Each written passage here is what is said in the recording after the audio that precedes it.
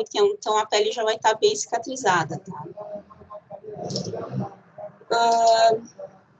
Quais fatores, né, que influenciam na cicatrização? Então, quando a gente fala no paciente, na questão sistêmica, quando a gente fala que o paciente, a cicatrização, a influência dela vem mais do organismo, né, que o organismo é que responde por uma cicatrização, a gente pensa no paciente primeiro como um todo.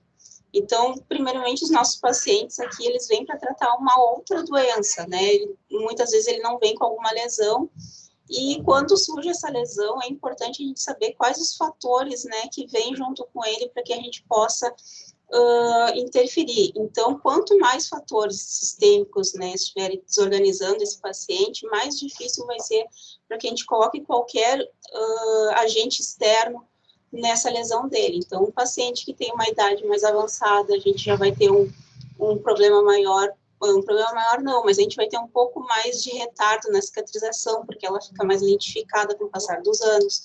Alterações vasculares, né, que diminuem aporte sanguíneo, né, interferem em vários outros fatores, né, principalmente nas trocas de nutrientes. Diabetes mellitus também é um outro fator muito importante. Insuficiências, né, tanto respiratória, hepática ou renal, né, dificulta a eliminação de toxinas do organismo, né, acaba depositando mais nos tecidos, diminui o aporte de oxigênio, então isso também dificulta. Alteração da coagulação, então quando a gente está lá no início da lesão, a gente precisa que a cascata de coagulação ela funcione, então que, né, o sangramento ele pare logo em seguida para dar início à fase inflamatória. Então, quando eu tenho um paciente que tem dificuldade, alterações na coagulação e que tem mais dificuldade de diminuir esse sangramento, eu tenho menos chances de chegar rapidamente à fase inflamatória, a fase seguinte. Então, retarda mais ainda o processo de cicatrização. Desnutrição proteica, então, quanto menos, né, proteína a gente tiver nesse indivíduo, nesse paciente, mais difícil vai ser, né, a constituição do colágeno, que vai estar lá naquela fase proliferativa. Então, a gente precisa da produção do colágeno e as proteínas, elas são a base, né, para a construção da matriz extracelular, né, do tecido. Então, é muito importante que o meu paciente ele esteja bem, com um aporte proteico bem favorável a ele. Deficiências vitamínicas também vão, né, dificultar principalmente a ação das células. Radioterapias, pacientes que estão em tratamento radioterápicos também vão ter bastante dificuldade para que a gente consiga, né, fechar uma lesão mais rápido. Medicamentos, tem muitos medicamentos que podem atrapalhar, né, assim como muitos auxiliam, né, no tratamento da lesão, também podem atrapalhar alguns processos ou então retardar eles, né, ou ficar mais tempo em algum tipo de processo até conseguir avançar e chegar na fase que a gente quer, que é de crescimento celular e fechamento do tecido. E não menos importante, né, é o psicológico do paciente. Então, se a gente não tem um paciente que psicologicamente, né, não está bem, não acredita no fechamento da sua lesão ou no tratamento da sua lesão, a gente vai ter bastante dificuldade, né, para tratar ele. Então, quanto mais, né, fatores estiver cercando esse paciente, menos eu vou conseguir chegar com qualquer tipo de agente externo. Então, a gente sempre precisa tratar, né, o organismo do paciente, né, e aí, então, ir entrando com ações externas para atingir a lesão dele. E falando nos outros fatores que também influenciam na cicatrização diretamente ligada à lesão, tá? A gente tem as infecções, né? Quanto mais infecções a gente tiver naquele sítio ou até ao redor da lesão, né? Vai ser mais difícil a gente conseguir ter algum sucesso, né? Pressões teciduais, então, principalmente nossas lesões por pressão, não é porque o paciente já tem uma lesão por pressão naquele local que ele não possa sofrer mais pressões, e aí ele fazer uma sobrepressão na lesão, e aí retardar ainda mais o processo cicatricial e aumentar a lesão. As isquemias, né, então diminuição do aporte, né, sanguíneo também vai dificultar bastante. Traumas repetitivos, né, excesso de produtos, então Às vezes a pessoa acha que quanto mais ela colocar, né, mais produto ela colocar, melhor vai ser. Não, tem que ser tudo na medida, conforme a orientação, para que a gente consiga, né, chegar, então, na lesão. Então, são vários fatores, né, que quanto mais fatores, né, que tiverem atingindo a lesão, menos eu vou conseguir chegar até ela com qualquer agente externo que eu tentar colocar ali. E aí, diante de tudo isso, né, a gente pensa sempre, né, na cooperação dos outros profissionais, né, que são imprescindíveis para que a gente consiga ter o sucesso. Então, são os profissionais da medicina, enfermagem, nutrição, fisioterapia, educação física, terapia ocupacional, assistência social, psicologia. Então, tudo para conseguir dar um suporte orgânico para o paciente, então, melhorar a sua doença de base, né, ajudar na questão nutricional, mobilidade, movimentação, aspectos, né, socioeconômicos, e aí esse paciente, ele, né, tem um sucesso maior com tudo que a gente possa fazer para que melhore essa lesão dele. Vou passar para a minha colega Angélica, então.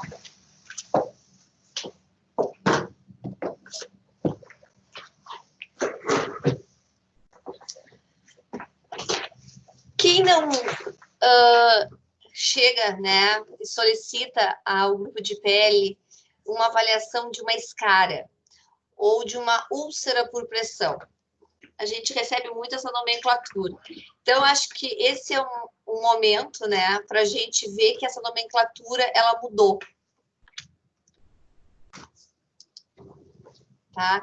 Então, desde 2016, houve uma mudança na terminologia. Não é mais úlcera por pressão, e sim uma lesão por pressão. Porque no momento que o paciente, né, é acometido de uma pressão, né, em uma proeminência óssea, ele não necessariamente ele precisa ter uma úlcera ou uma escara. A gente vai ver agora toda a classificação. Então, desde 2016, a National Pressure Advance, a NNUAP, ela fez com que houvesse essa mudança de nomenclatura. A mesma coisa a gente não diz grau, né? A gente diz estágio, né? Então, as lesões hoje, ela tem uma nova classificação, é lesão por pressão estágio 1, estágio 2, estágio 3, estágio 4, e também lesões por pressão não classificável, a gente vai ver cada uma delas, lesão por pressão tissular profunda, lesão por dispositivos médicos e as lesões em mucosa.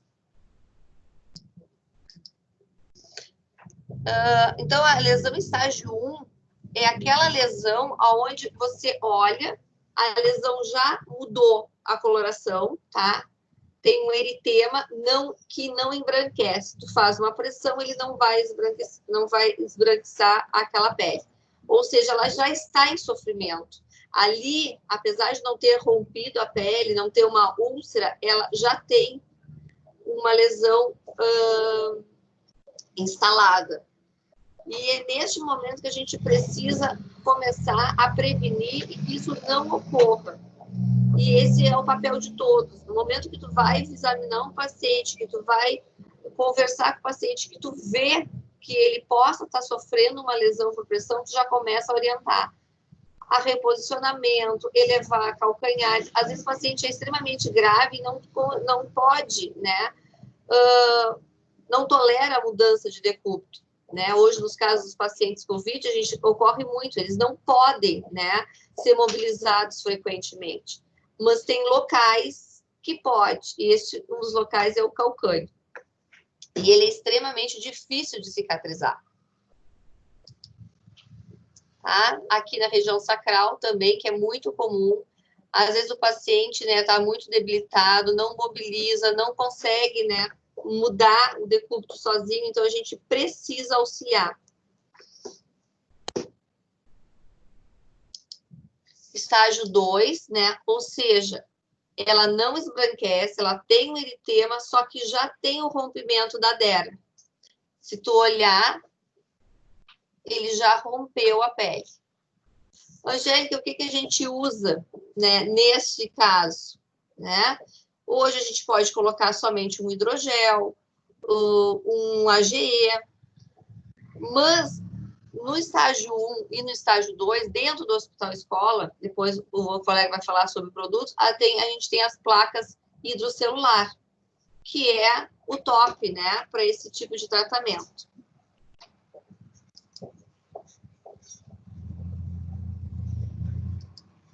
Vocês estão conseguindo ver as imagens?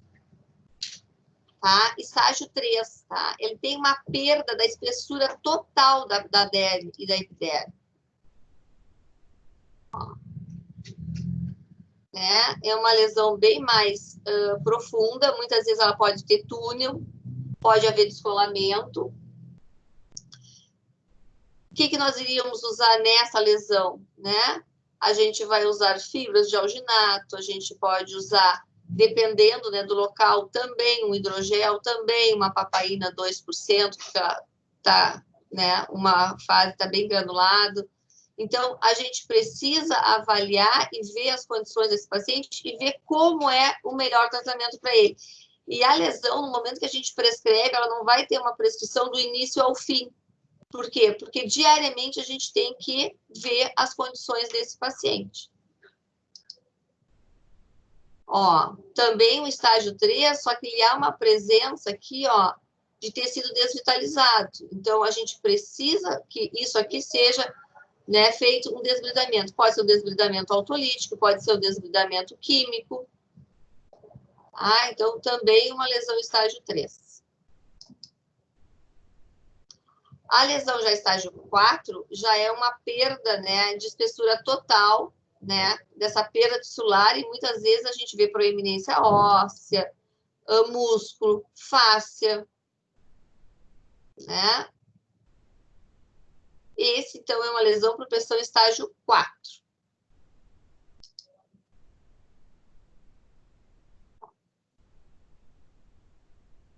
Também, né, muitas vezes a gente usa fibra com prata, alginato, os hidrocelular.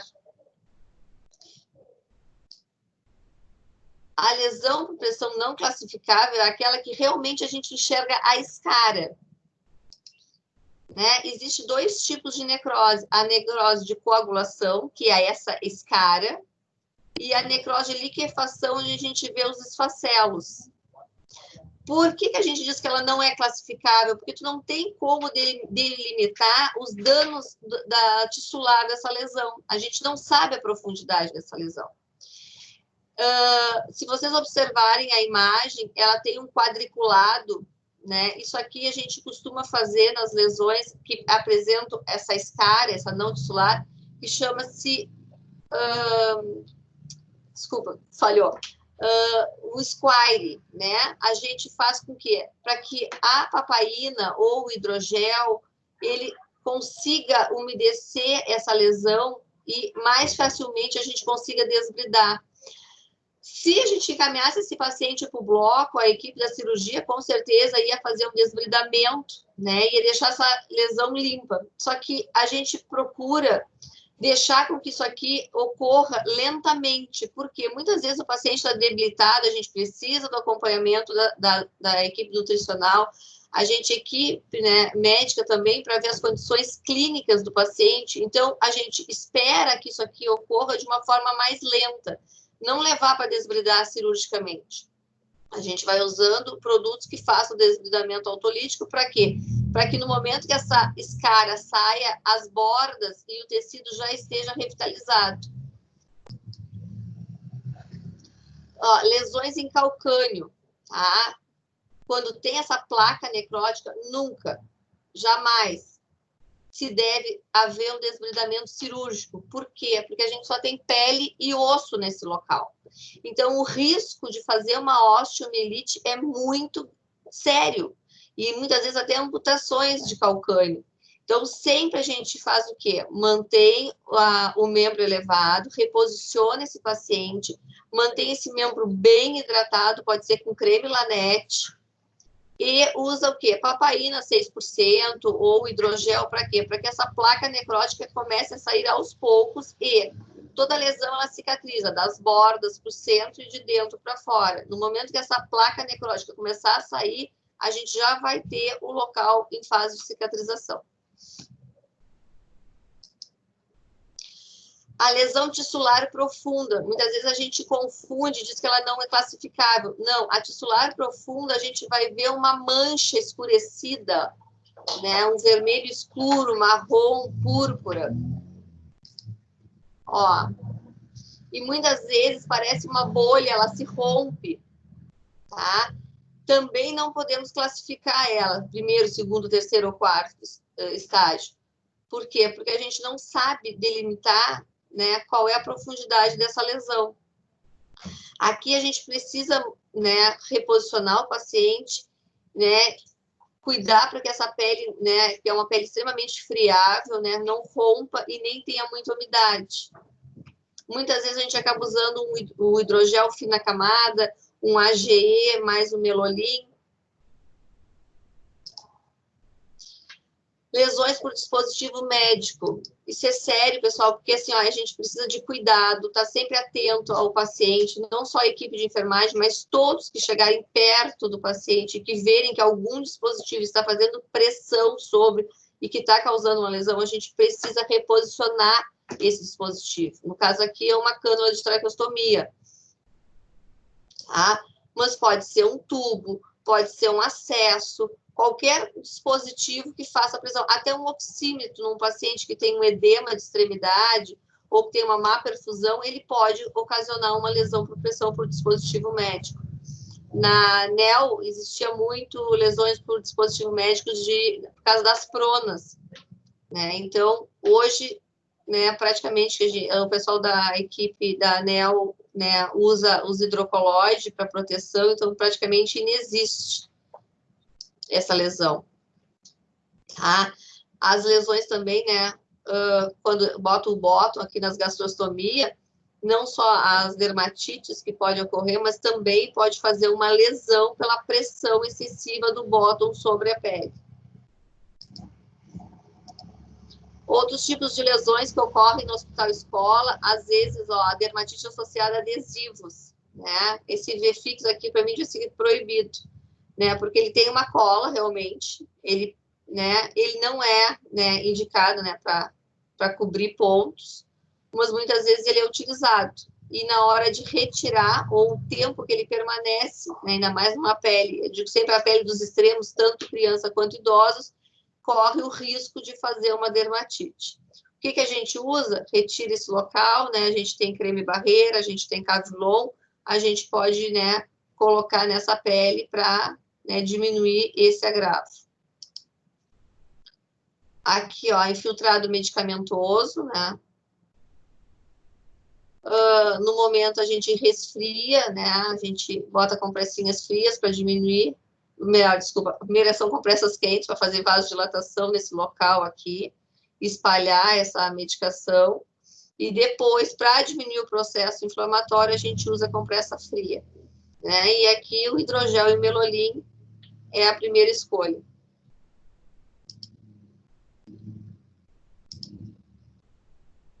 Deiscência de sutura, né? Aqui no momento que o paciente vai para a cirurgia, antes dele fazer a cirurgia, se fosse possível, a nutrição deveria ser acionada. Para quê? Para ver como é que esse paciente tem o seu aporte nutritivo, como é que está a proteína dele. Porque se é um paciente desnutrido, né, com deficiência alimentar, com certeza ele vai ocorrer uma deiscência de sutura. Então, pós-cirurgia, ocorreu a deiscência de sutura, nunca deixar uma lesão dessa seca com curativo, só gaze e soro, né? Outra coisa que é muito comum ocorrer, as prescrições de curativo 3 vezes ao dia. Quanto menos é mais. A gente precisa ter o hábito de curativo uma vez ao dia só. Isso aqui, o que a gente vai fazer? A gente vai colocar um hidrogel e um Melolin, troca uma vez ao dia, ou, né, a gente vai colocar fibra de alginato. Né? A gente vai começar a avaliar, mas aqui a melhor conduta é trabalhar em equipe. É a equipe médica, né, ver, né, os exames desse paciente, é a gente chamar o serviço de nutrição para ver esse aporte nutricional e, junto, a gente faz a escolha de um curativo ideal. dermatite associada à incontinência, né? O que causa, né? Fezes e urina, né, em contato com a pele desse paciente, houve, né? E o que a gente diz? Todo paciente em uso de antibiótico, uso de fralda, baixa imunidade, né, é muito comum ocorrer a dermatite e associado, né, a presença de fungo. Então, sempre que tiver uma dermatite, a gente precisa avaliar se, né, tem a presença de fungo, né, aí a gente solicita a equipe médica, né, para entrar com antifúngico, via oral ou tópico, e a causa dessa diarreia, a causa dessa incontinência, porque também a gente precisa solucionar a agressão na pele. A agressão, o que é? A incontinência, seja ela fecal ou urinária. Então, muitas vezes eu converso com o residente e digo, olha, no momento a gente precisa de uma sondagem vesical. Ah, mas esse paciente vai em infecção, vai estar com antibiótico? Sim. Mas se ele não, tipo assim, se não houver uma sondagem, nem que seja intermitente, ele vai ter o agente agressor contínuo nessa pele. E aí vai piorar a lesão.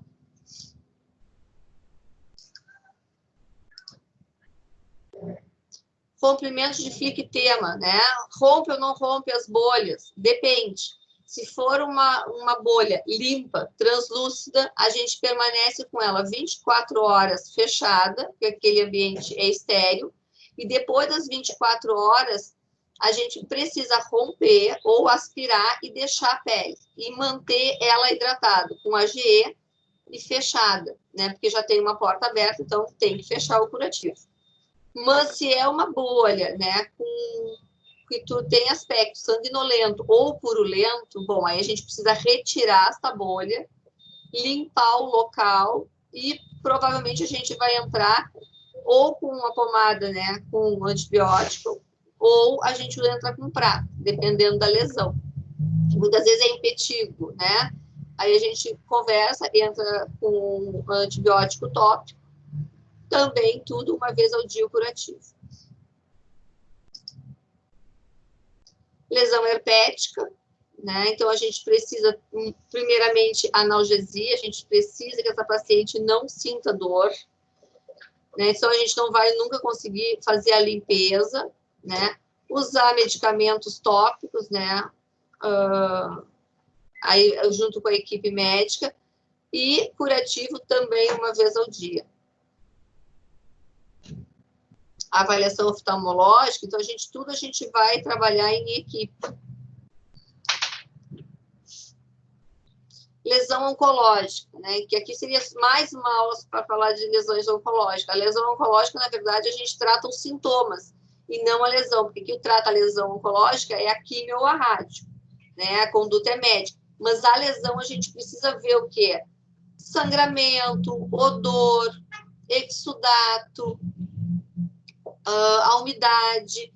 Então, a gente sempre procura ver os protocolos do INCA para ver, né? Se é um paciente que tem odor muito forte, a gente entra com metronidazol tópico e sistêmico junto com a equipe, né? Se é com sangramento, a gente procura, né, utilizar coberturas úmidas, né? O próprio hidrogel ou a placa de silicone, para que diminua essas trocas, diminua o sangramento. Então, a lesão oncológica, a gente precisa tratar os sintomas e não pensar em cura, porque a cura da lesão oncológica é o tratamento oncológico, seja quimio ou rádio. Não se usa, nós, no Hospital Escola, né, nós, grupo de pele, nós não usamos AGE em lesões oncológicas, né, porque a gente fala muito da fisiopatologia, né, dessa lesão, né, da angiogênese, então a gente não quer nada que nutre, tanto que qualquer lesão que a gente faça curativo dentro do Hospital Escola, a gente tem micro-ondas em todas as unidades, então a gente sempre aquece o soro, por quê? Para manter a temperatura da pele. Na lesão oncológica, é o contrário, a gente usa soro em temperatura ambiente. Tudo que vá favorecer uma cicatrização, na lesão oncológica, a gente não faz.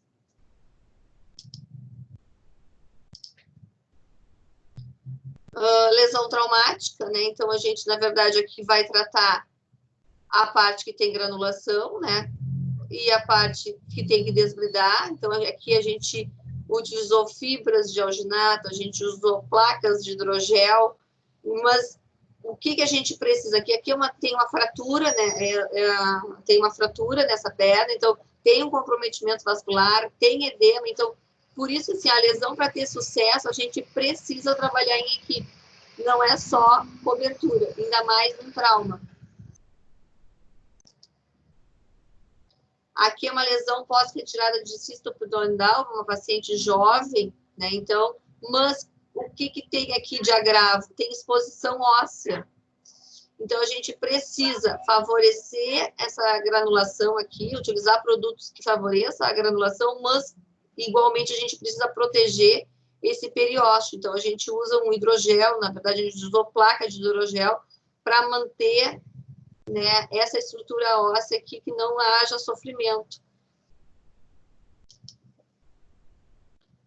Lesão pós-biópsia, então, enquanto a gente não tem o resultado da biópsia, a gente não deve utilizar nada além de hidrogel. A gente faz o curativo só com hidrogel. Por quê? A gente não pode favorecer uma cicatrização de uma área que a gente ainda não tem o anátomo.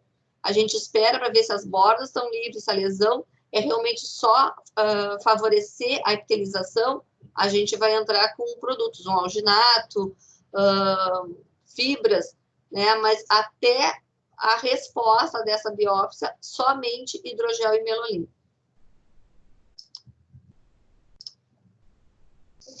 Quando a gente é chamado para avaliar uma ferida, quase sempre pedem: Angélica, avalia uma deiscência de sutura, Angélica, avalia uma escara, Angélica, né? O grupo vai lá, antes da gente ver a ferida, né? Antes da gente olhar essa lesão, a gente precisa ver o paciente, né? Ter a história do paciente, ver os exames de laboratório do paciente, conversar, né, sobre o motivo, o qual ocorreu essa lesão. Aí a gente vai olhar, a ferida, ela sempre tem 3 partes, né? O leito da ferida, né? Então, tudo que for, né, tecido desvitalizado, a gente vai ter que programar, né, uma prescrição para que limpe essa lesão, até chegar ao processo de granulação e epitelização. Então, a gente, quando avalia, a gente avalia o tipo de tecido que tem essa lesão, se tem odor, se tem exudato, que tipo de exudato, a quantidade do exudato, né, os exames desse paciente, se o paciente é febril. Então, tudo faz parte da avaliação dessa ferida. Posteriormente, a gente avalia só um pouquinho, a margem dessa ferida, a borda, né? Se ela tem descolamento, né? A gente chama epíbole quando a borda está invertida. Por quê? Porque isso aqui são...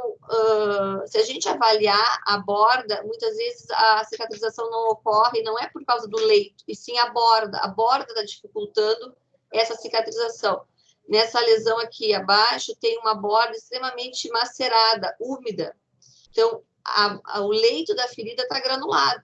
Tinha tudo para cicatrizar, mas a margem dela está úmida. Então, ela não vai ocorrer a cicatrização. A gente precisa resolver esse problema, ou excesso de produto, produto ou excesso de exudato. Então, a gente resolve o que está ocorrendo para macerar essa borda. E a perilesão também. Então, a gente tem o leito, a borda e a perilesão. E muitas vezes a gente, né, não se detém essa perilesão, mas o que está mostrando aqui? Apesar da lesão em si estar granulada, ela tem muito exudato. Então, a gente precisa manter esse curativo o mais seco possível. Aqui, numa escoriação, a gente precisa manter a lesão hidratada e, provavelmente, até com uma GE para nutrir esse tecido ao redor. Agora, eu vou passar para o próximo colega, que vai falar quais as tecnologias que a gente tem dentro do Hospital Escola.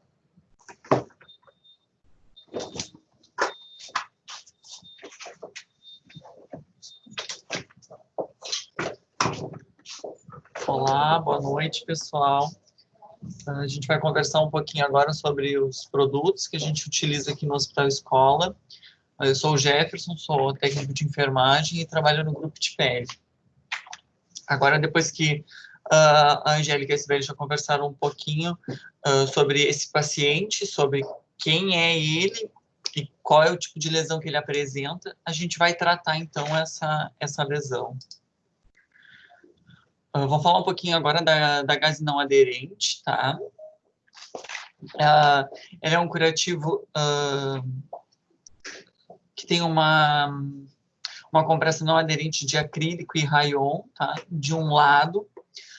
Do outro lado, ele tem um algodão, tá? Esse acrílico de rayon, ele não adere ao leito da lesão, sendo mais fácil da retirada, né? E não ter muita dor pro paciente, tá? A gente sempre utiliza ele como curativo secundário e sempre algum curativo tópico, seja um hidrogel, alguma papaina, ou até alguma gase de rayon, tá? Ele é fácil de cortar, a gente pode recortar ele e pode utilizar mais de uma vez o curativo recortado, tá?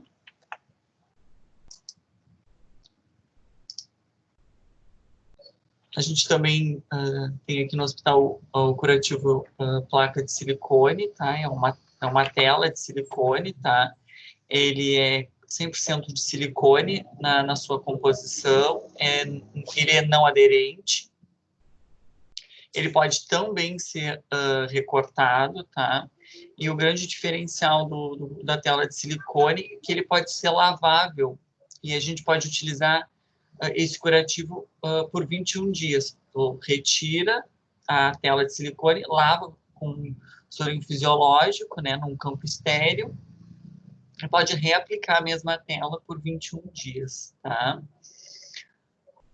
Ele pode ser utilizado nas fases de cicatrização e epitelização, tá? Nas lesões oncológicas também, tá? Em lesões friáveis que necessitam menos manipulação. A gente também tem a gase de rayon com AGE e com petrolato, tá? São duas gases com as composições, são duas gases iguais, só que o agente tópico diferente. Um é o AGE e o outro é o petrolato, que é a vaselina, tá? Essa é uma gase também não aderente, tá? É formado por um acetato de celulose, ele não adere ao leito da lesão, tá? A rayon com AG ela é utilizada em queimaduras de primeiro e segundo grau, as skin tears, que são as lesões por fricção, e as lesões por pressão de segundo e terceiro grau, tá? Ela também pode ser recortado, e a gente, aqui no Hospital Escola, tem como rotina a gase de rayon a cada 24 horas retirar, abrir o curativo e repor com o mesmo AGE para favorecer a cicatrização, tá? É utilizada em queimaduras de primeiro e segundo graus também, tá? E ela evita aderência.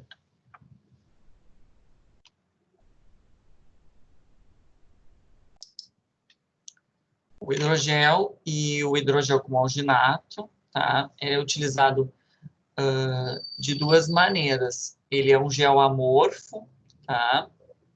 E é à base de água. Ele pode ser utilizado uma fina camada, que a gente vai utilizar ele para favorecer a angiogênese e nas queimaduras, em lesões abrasivas. E se a gente utilizar ele em grande quantidade, a gente utiliza para fazer o desbridamento autolítico, tá? E quando tem as crostas, a gente também utiliza em maior quantidade, que ele vai acabar por fazer o desbridamento autolítico, tá? O problema dele é que ele pode macerar a pele perilesão, tá? E os pacientes gostam bastante do hidrogel porque nos refere uma sensação de refrescância, um geladinho que dá nas lesões. E o hidrogel com alginato tem um alginato que vai favorecer a angiogênese também, tá? O hidrogel em placa, tá? É um curativo composto de poliuretano.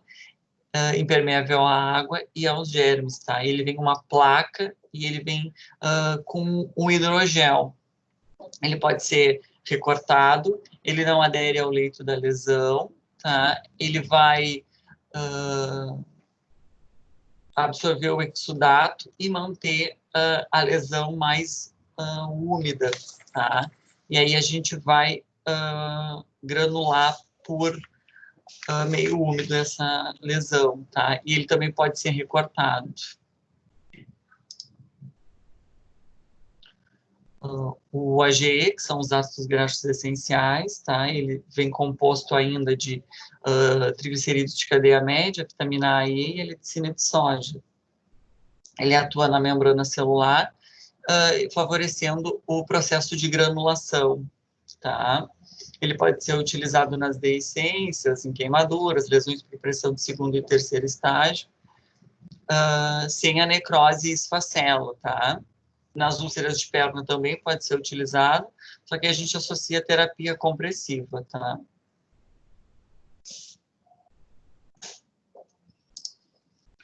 O creme Lanetti, tá? É um hidratante, é a base de todos os cremes, tá? Ele vai formar uma camada impermeável na pele, retardando a perda de água e hidratando a pele, tá? A gente sempre fala para os pacientes que pele hidratada é pele nutrida e diminui o risco de abrir novas lesões. Então, isso aí, sempre quando a gente vê um paciente que está com a pele seca, pode já pedir para passar o Dersane, o Lanetti, desculpa, que vai hidratar a pele. A gente utiliza bastante nos idosos. O alginato de cálcio e sódio, tá? É uma fibra, um polímero, tá? Derivado de uma alga marinha. Ele se transforma em contato com o exudato, com as lesões, ele se transforma num gel coeso, tá? Esse gel, muitas das vezes, tem um cheiro bem característico de peixe, e aí os pacientes, alguns reclamam pelo cheiro, e a equipe também, quando não conhecem o material, nos fala que o paciente está... a lesão piorou, a lesão tá podre, tá com secreção, mas é do próprio produto, do próprio alginato mesmo, que tem esse cheiro, tá? Ele é utilizado em lesões do exudato moderado ao exudato intenso, tá? Porque esse alginato absorve até 20 vezes o seu peso em fluidos, tá? A gente pode combinar ele com o hidrocoloide, pode combinar ele com o carvão ativado e também com prata, tá? Ele pode ser associado. Ele também nos ajuda no desbridamento autolítico, promove a hemostasia em lesões mais friáveis. Por se transformar nesse gel coeso, ele é não aderente, então ele é traumático também.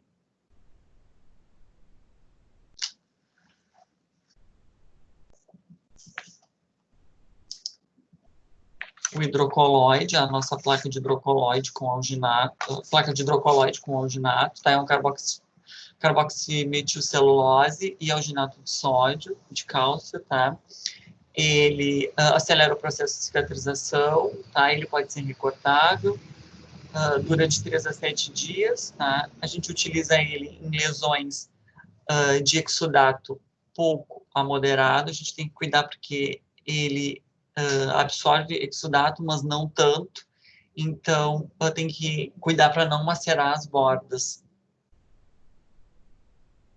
Ele pode ser recortado e ele serve também de proteção. Tanto de algum dispositivo para evitar lesão por pressão desse dispositivo. O curativo hidrocelular, tá? É uma espuma de poliuretano altamente absorvente, tá? A gente utiliza ele em lesões de secreção de moderado a alto, tá? Ele mantém o meio úmido, a umidade ideal, desculpa, para cicatrização, tá? Ele evita a maceração e ele absorve e mantém para ele o exudato.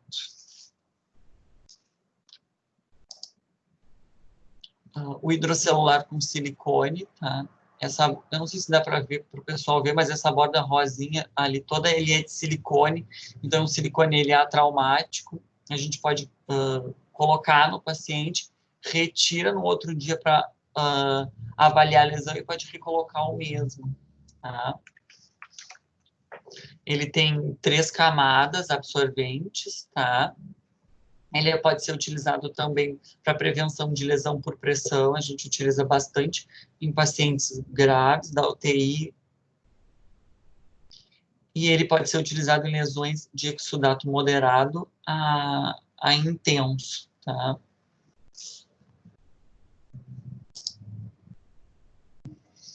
A espuma sem adesivo com prata, então é uma espuma de poliuretano, tá? Altamente absorvível também. Ela tem, a diferença dela é que ela tem uma prata iônica, que é um antimicrobiano, tá? Ela vai atuar dispensando essa prata no leito da lesão, tá? E vai atuar como antimicrobiano. A gente utiliza bastante em lesões infectadas, cavitárias e com muito excesso de exudato.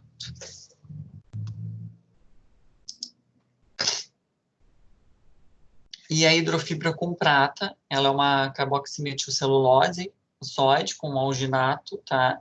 Com 1,2% de prata iônica, tá? Ela também tem uma grande capacidade de absorção, tá? Ela também forma um gel coeso, só que esse não tem odor, tá? A gente utiliza em lesões cavitárias também e lesões infectadas ou para prevenção de colonização, tá? E ela também forma o meio úmido que proporciona o desbridamento autolítico. E ela tem ação bactericida. Acho que os nossos produtos que nós tínhamos eram esses.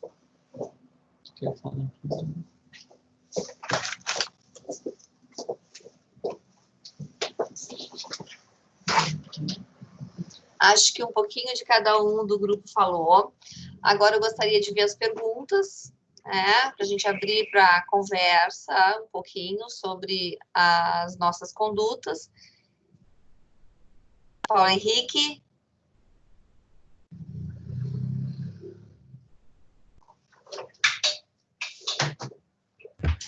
Alô? Olá. Oi, Paulo Henrique. Oi. Eu separei algumas coisas que eu gostaria de perguntar, que fiquei curioso mais de patologias da minha área, assim, né?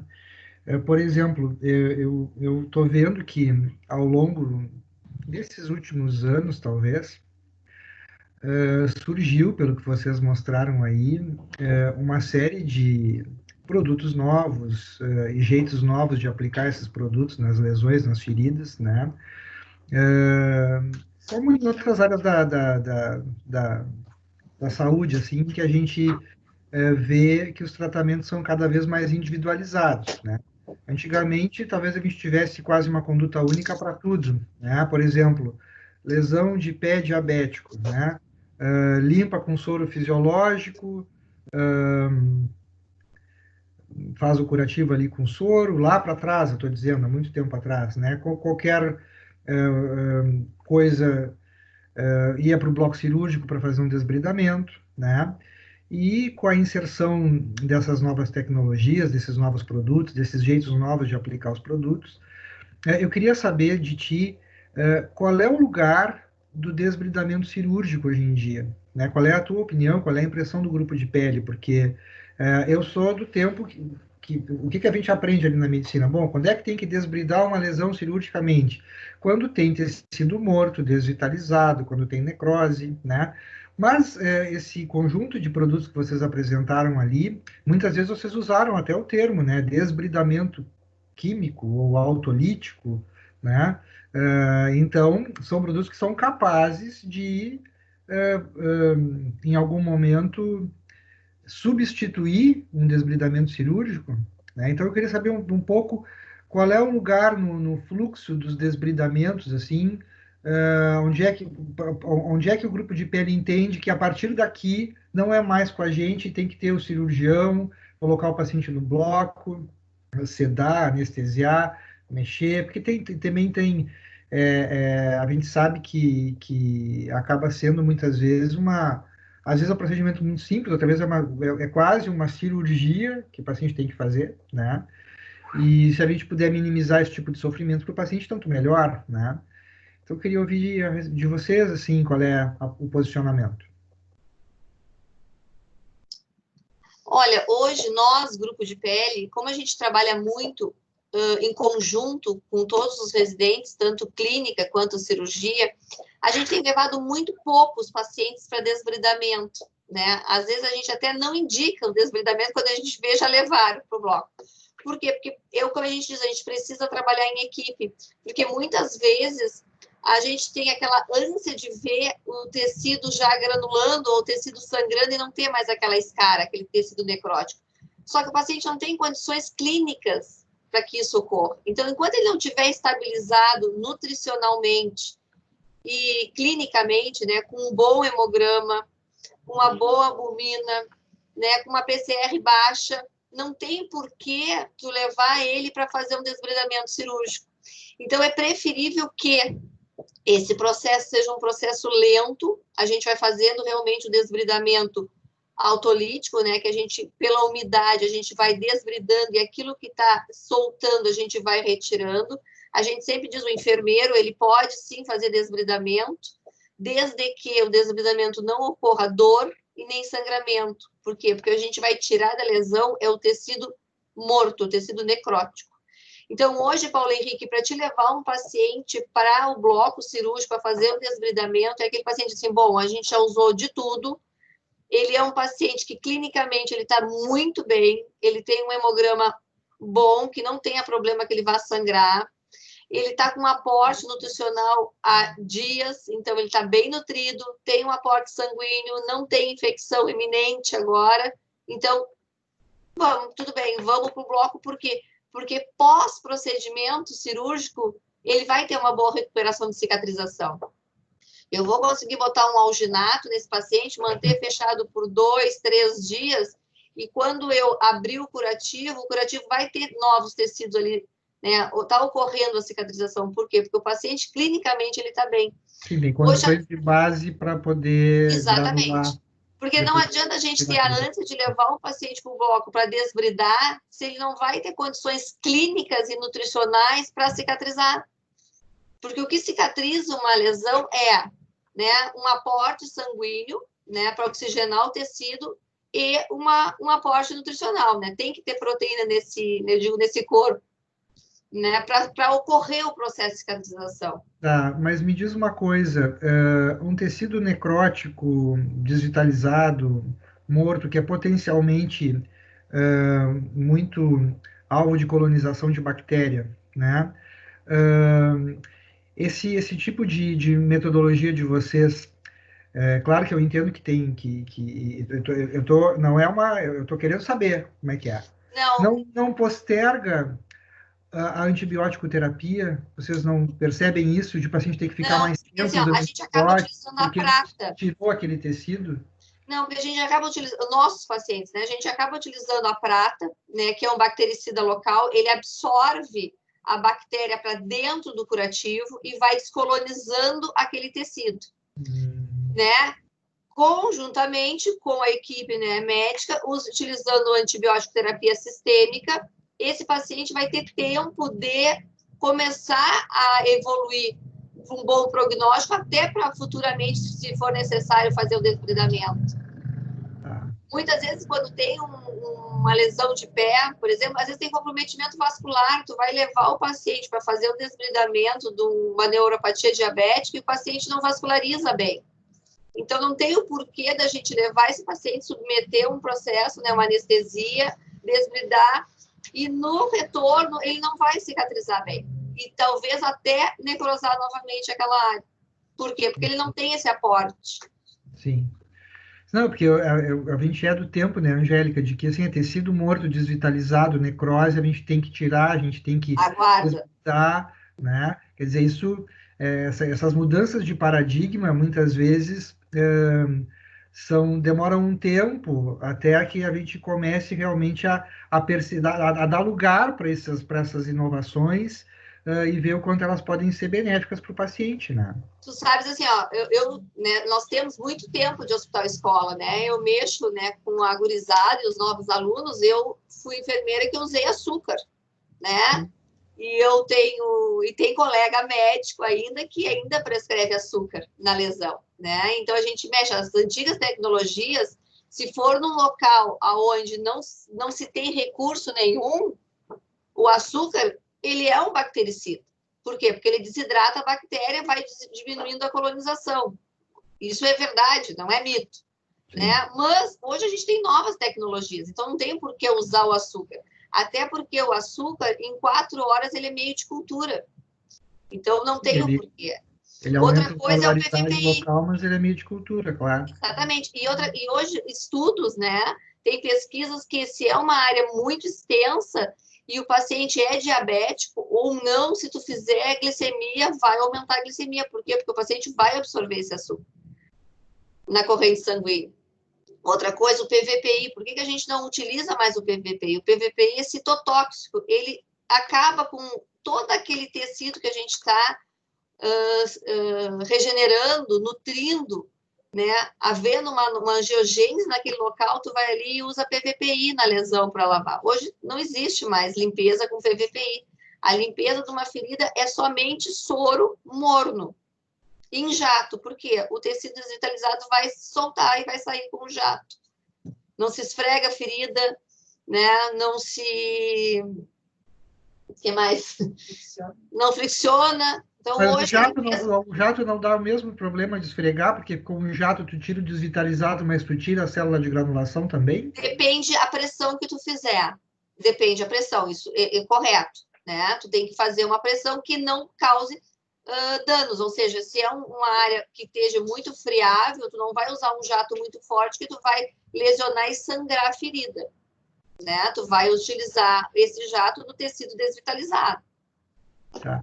Eu fiquei com uma dúvida também, assim, ó, naquela foto que tu mostrou, onde tinha sido utilizado um curativo adesivo que deixou a pele bem irritada de uma lesão, de uma ferida operatória com pontos, assim. Que tipo de produto vocês utilizam, assim? A pele que fica irritada por algum agente que possa promover algum quadro alérgico local, assim? Usa alguma coisa com calamina, que é aquele antihistamínico tópico que muitas vezes se usava no passado? Não. Assim, ó, pontos, tá? O ponto é um curativo que ele fica fechado 24 horas, tá? Após as 24 horas, retira-se o curativo e aí o paciente pode ir para o banho e mantém o curativo aberto. Não precisa ter cobertura onde tem ponto. Por quê? Porque tu não pode deixar essa área úmida, né? E ela tem que ter atenção para o ponto não abrir, para não haver deiscência. Muitas vezes resolve a fechar ou deixar com Dersane, que gosto muito de Dersane, né? Então, em ponto, 24 horas fechado, lavou, aberto. Não fecha mais. É o mesmo ácido graxo essencial que vocês estavam falando ali. O ácido graxo essencial. O AGE, outra coisa que é muito comum orientar é hidratar a pele com óleo. A pele só é hidratada com hidratante. O óleo, ele faz camadas sobre a pele, né, e prejudicando, né, a termorregulação, a absorção, né? Então, e muitas vezes o óleo resseca a pele. Então, não se usa óleo para hidratar. O que se usa é hidratante. O ideal, acho que nas primeiras 24 horas seria colocar até um melolim, ao invés de gás. Hoje nós temos o Melolin, que é essa gase não aderente. Então, hoje, nas primeiras 24 horas, os curativos onde tem ponto, poderia ser colocado só o Melolin. Certo. Só mais uma questão. Troca de curativo, que tu enfatizou bastante, é uma a cada 24 horas, não se faz, em via de regra, mais frequentemente do que isso. Eu me lembro que em algumas lesões de pé diabético que eu acompanhei com vocês, tinha, dependendo do que se colocava naquela ferida, a gente não podia abrir, não deveria abrir pelo menos, né? Não sei, em último caso, mas ficava até mais tempo sem troca de curativo. Assim, ó, o curativo, se tu fizer um curativo com gaze e né, melolim, né, e o hidrogel, né, tu vai trocar a cada 24 horas, tá? Se é uma ferida que vai usar um alginato, uma fibra com prata, ela fica fechada, às vezes até 72 horas ou mais. O que muitas vezes a gente deixa? Essa cobertura, que é a cobertura primária, fica, e em casos de exudato, em casos de umidade, se troca só as coberturas secundárias. Isso também equivale para um paciente, né, até na sua residência, que está usando gás.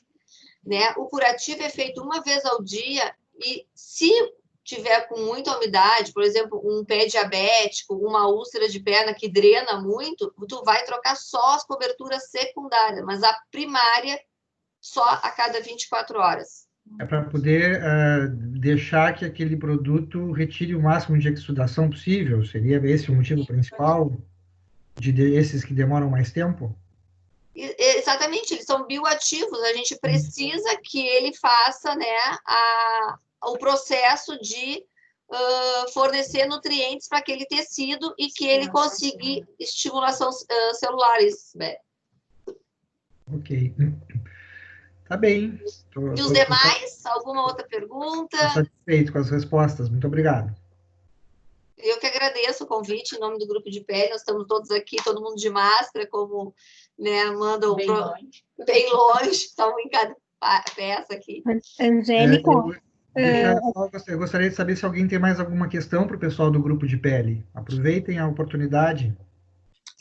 Angélica, é a Alessandra Notari. Eu conversei contigo mais cedo aí um pouquinho da oncologia, só para te dizer assim que a tua aula foi espetacular, a aula de vocês, tá? Muito bom, muito elucidativa, assim, porque a gente tem muitos pacientes lá na onco, né, com lesões que vocês acompanham e sempre existe muita dúvida em relação ao que fazer, como manejar, né, e como encaminhar, enfim, mas foi muito bom. Até eu estava com o pessoal, a gente tem um grupo do WhatsApp e acho que pelo menos umas 10 pessoas ali do grupo da onco não conseguiram entrar na aula por problema do sistema, e estão todos muito ansiosos aqui. Então, eu pedi para eles, de repente, depois a gente passe as informações, mas a tua aula foi muito, muito interessante, assim, muito pertinente, e em relação às lesões oncológicas cutâneas, assim, por recidiva de pele, então a tendência é usar mais aquelas gases ali que tu falou, né, nunca um curativo fechado, mas algumas vezes vocês usam as placas de hidrogel também, né, quando é recidiva cutânea, mas nesses casos, assim, quando tem necrose, a gente não tem como fazer uma debridação química, nem cirúrgica, né? Mas é o controle evolutivo da lesão local. Eu acho que é mais ou menos isso, né? Alessandra, até é bom, assim, ó, porque nós estamos tentando ampliar, né, o grupo de pele, então a gente tem uma colega que, no momento, está ajudando a equipe aqui no hospital, né, então a gente quer ampliar exatamente porque a gente sabe que existe, né, muitos pacientes lá e a gente recebe aqui no ambulatório. E a lesão oncológica foi aquilo que eu falei, a gente precisa tratar os sintomas, né? É o odor, é o sangramento, é a dor, é o prurido. Então, para a gente, né, tratar esses sintomas dessa lesão e dar o conforto para o paciente. Muitas vezes o paciente não quer fazer curativo. Né? Então, o que a gente diz, não quer, ele não precisa fazer o curativo. Né? A gente tem que respeitar esse momento. Né? E a lesão tumoral é algo que constrange muito e muitas vezes deprime esse paciente. Então, é aquilo que eu sempre falei, a gente precisa trabalhar em equipe. Né? Então, às vezes, mais importante do que a lesão é o apoio psicológico para esse paciente. Né? Então, a gente tem casos de paciente que estava se sentindo mutilado, isolado por causa do odor da lesão. Né? Então, nós começamos a usar metronidazol, né, tópico, e sistêmico, né, concomitante, em 72 horas ele não tinha mais odor da lesão. E aí ele conseguiu conviver com a família e teve uma qualidade de vida e uma morte, né, com respeito e acompanhada com a família, porque ela achou que a gente estava curando ela. Na verdade, a gente simplesmente só tirou o odor, porque a lesão a gente não ia cicatrizar.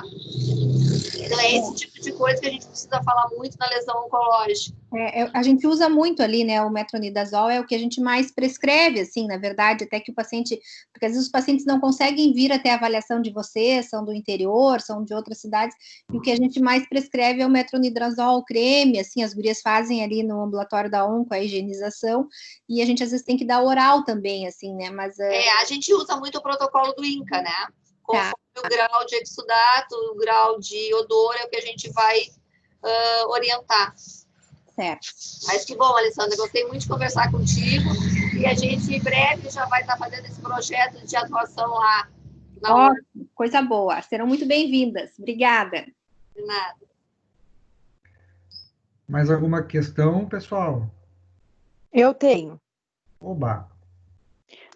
Eu sou a Pamela, eu sou médica lá no Obelisco, tá? A gente faz muito curativo nas pessoas, até pós-operatório, assim, e eu tenho uma dúvida, eu já assisti essa aula da Angélica e eu me esqueço às vezes, tenho uma dúvida, a diferença de hidrogel e do AGE que a gente pode usar nos curativos no posto.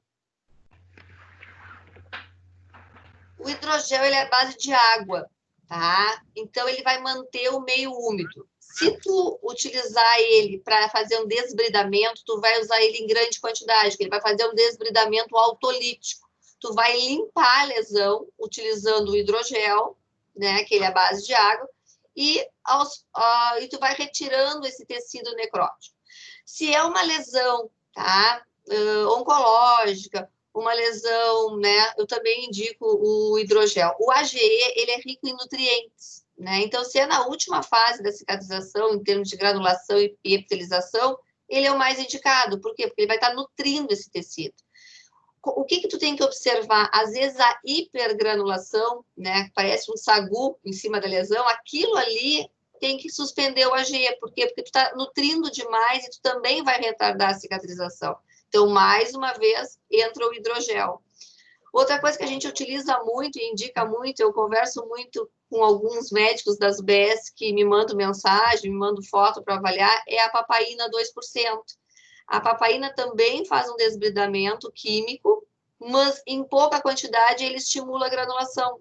Então, ele também é um produto mais em conta, porque assim, eu sei que muitos colegas médicos gostam muito de prescrever a colagenase, né? Colagenase com clorafenicol, ela é excelente, é boa, só que ela é muito cara e custo-benefício, não vai usar uma colagenase que custa R$50 um tubo, do início ao fim de uma lesão.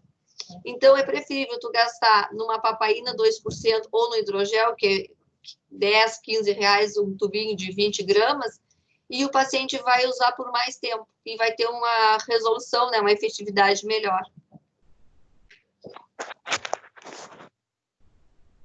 Mais alguma coisa? É isso aí, não, tá, O hidrogel a gente usa quando a ferida está mais suja e o AGE quando está limpinha para nutrir a ferida e cicatrizar. Exatamente. AGE é o óleo Dersane, o popular Dersane, né? É para nutrir. Tá. E a gente usa muito também, eu aprendi contigo, Bepantol na borda, né? Quando a borda da lesão está ressecada, para ajudar a cicatrizar.